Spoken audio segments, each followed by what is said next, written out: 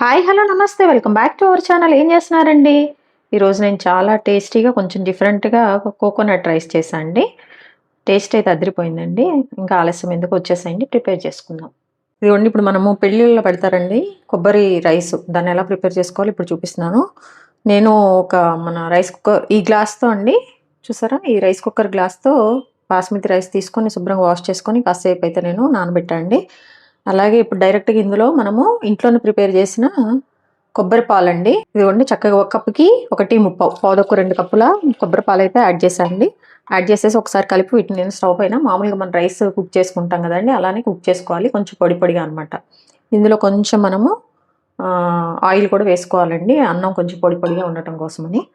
ఇదిగోండి, ఒక ముప్పావు టేబుల్ స్పూన్ అట్లా ఆయిల్ వేసేసానండి. ఇప్పుడు దీన్ని మనము రైస్ కుక్ చేసుకోవాలి, మామూలుగా మనం రైస్ ఎలా కుక్ చేసుకుంటాం అలా అనమాట.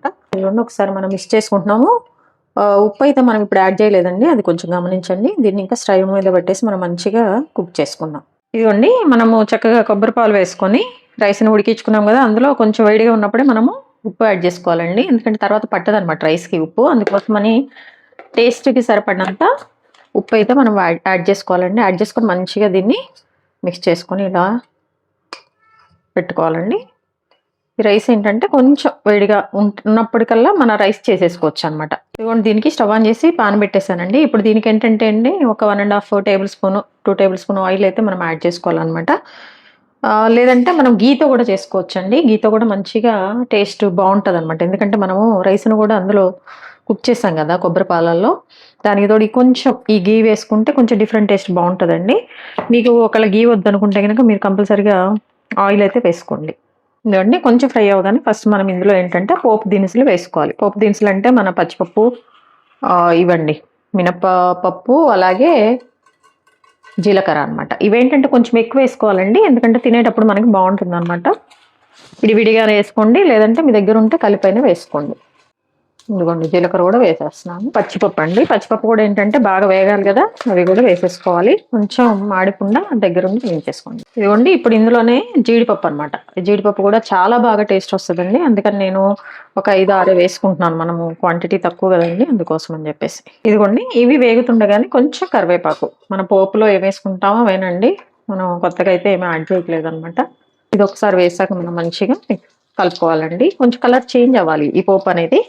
అండ్ ఇందులో మనం ఏంటంటే పచ్చిమిర్చి వేసుకుంటున్నామండి, స్పైస్ కోసమని. పచ్చిమిర్చి నేను దగ్గరగా ఒక 3 అయితే ఇట్లా పీసెస్ చేసుకున్నాను. వీటిని కూడా మనం మంచిగా వేయించేసుకుంటాం, కొంచెం మాడకుండా కొంచెం కలర్ చేంజ్ అయ్యే విధంగా అండి. జీడిపప్పు కూడా మంచిగా వేగాలన్నమాట.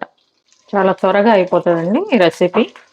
ఆల్రెడీ మనము వేడన్నంలోనే సాల్ట్ వేసి మిక్స్ చేసామండి. సో సాల్ట్ అనేది ఇంకా మనం యాడ్ చేసేది లేదు. ఒకవేళ సరిపోతే లాస్ట్లో ఏమన్నా వేసుకోవచ్చు. సరిపోయేంత అయితే మనం ముందే వేసుకోవాలన్నమాట.